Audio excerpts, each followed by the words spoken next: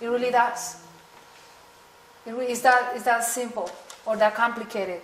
Why is it so hard for Colombia when, you know... I'm not talking about Colombia.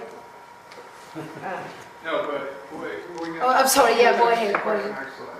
Yeah, I just don't get why Uribe has remained in power, and I mean that's the one place we have.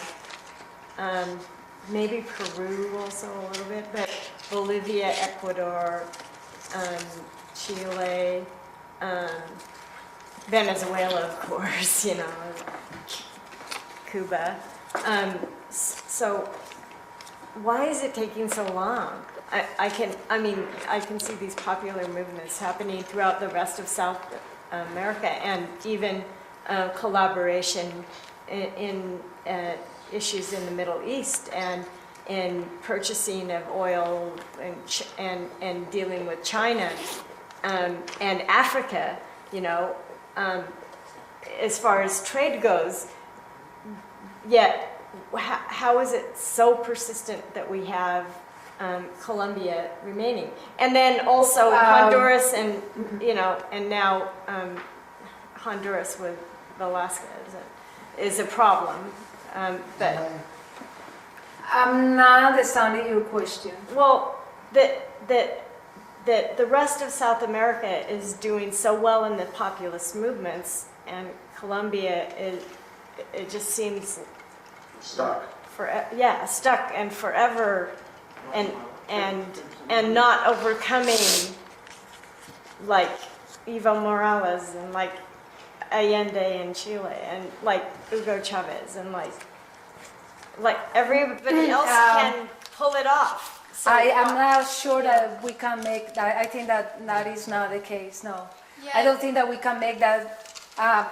Colombia bad, the rest, or Colombia stuck and the rest moving. I don't think that. I mean, in the sense that the United States has intervened in all of these countries deeply and been pushed out. So why? Not. Let me open it up, because I know that other people have questions, and maybe you want to address the issue. Because the ground, I'm not sure about the ground of the question. I could see the movements we're talking about are in Colombia, right? So I'm not sure that we could say that it is stuck.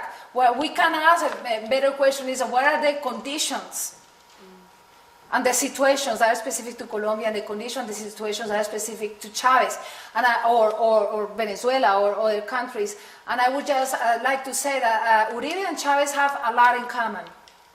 They do have a lot in common. They both have a great affection for weapons. They both have a military background or a military connection. In the case of Uribe, is paramilitary, as a matter of fact. They both changed the constitution. They both, with popular support, they changed the constitution so that they will be re-elected. They love themselves. They love themselves. They absolutely think that they are it. But they have different styles. Chavez is all about on your face, you know, evil, you're evil. And Uribe is about like, hello, how are you doing? And Uribe actually does transcendental meditation. I'm sure Chavez probably just shoots in the morning and just start.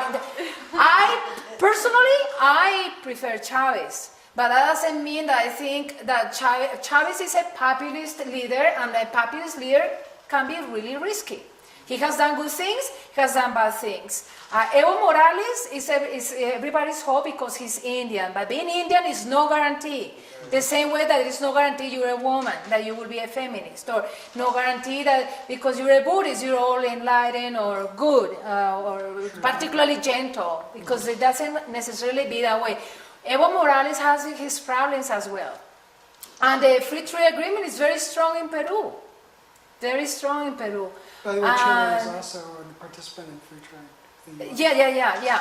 And Cuba, I love Cuba, and I actually have a soft spot for Castro, but Castro sent homosexuals to concentration camps for years, for decades, as a matter of fact. for decades. So he was absolutely intolerant as far as sexuality went. So I think that's more interesting is to ask, what are the conditions and the social characteristics of this place and that place and that place? And one thing I can tell you that is happening in all of Latin America is movements of indigenous people. They are happening everywhere. They are happening in Mexico, they are happening in Bolivia, they are happening in Colombia. Which I have, this is from Pachamama. That is something to look for. I will look for, if you ask me, I will look for movements that are grassroots and not connected to a country, that are cross-country, that are transnational or international. Those to me are the ones to look for. Indigenous movements, movements of women, movements of, for example, my friend Chi, my new friend Chi, who's going with me to Colombia because he is a monk, nothing to do with Colombia, but we have an affinity because with the Hmong community as well as with the Colombian community, we have situations of violence. We recognize ourselves in that, and we recognize ourselves in our humanity. Hillary is in LA, suffering today terribly because of the weather. And she's a committed Buddhist, committed in the nice sense. She's not committed in any institution, not yet.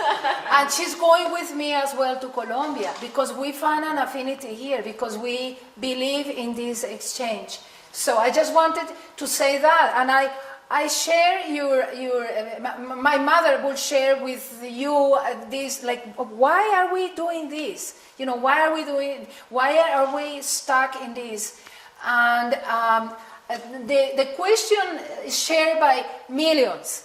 Colombia has dedicated itself to writing about violence or thinking violence for the last 50 years.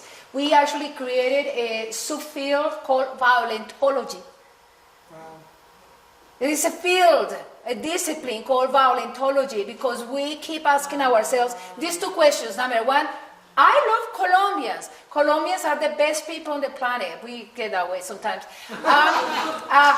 The most beautiful, the most eloquent, absolutely, I mean, I will not change that for anything. Who is doing the killing? So we get it. That dissonance happens to us all the time. And I'm sure that African Americans in really bad neighborhoods in the United States will ask the same question. Such nice people. Who's doing the killing? After Iraq. Oh, Americans. Look at this room of beautiful people. And this country is in Iraq right now. Same situation. In fact, I will counter the question is to ask, why has it taken the U.S. so long? I wouldn't ask why has it taken Colombia so long. Why has it taken the U.S. so long? Excuse me. No, can I make a direct point? Which is that the notion that there's basic goodness doesn't mean that samsara isn't endless. So we find ourselves perplexed that everybody isn't behaving themselves. And yet the point of basic goodness is that any given situation can be made workable. Beautiful. You know, so it isn't that there's going to be a revolution or we're going to discover class consciousness. It's that because we don't know, any situation can be turned. Even a situation potentially with someone who's gone beyond the pale, like the paramilitaries, although don't count on it. Yeah, there's no guarantee about anything. I mean, all our best efforts can still be. I know politically that's a very difficult point to make, you know, because politically we really do want to believe that if we do this, then we will solve the problems. And the Buddhist dharmic perspective says, if we do this, then we will change the situation. But the changing the situation will then create other situations that then we will have to examine. So politically, I really would like to believe that, as many believe that we just take the weapons, we will just get rid of this class and then this. But your peaceful event was not the result of a calculation. It was a kind of an act of desperation, or a kind of a way of voting out of the system, right? They basically said, we're not going to be allied with any of the components of this. We're going to create a different space, and effectively a different political space, the cagey thing I think about it is that for it to have worked, they have to do it in such a way that they don't become a threat to any of the other components, right? I mean, if one of the major components saw them as an existential threat, they would be wiped out, I would think. They turn the cell phones off. Well, they become part of the cycle of violence again. Right, they couldn't find, the space would be removed, the space would go away, right? So the neutrality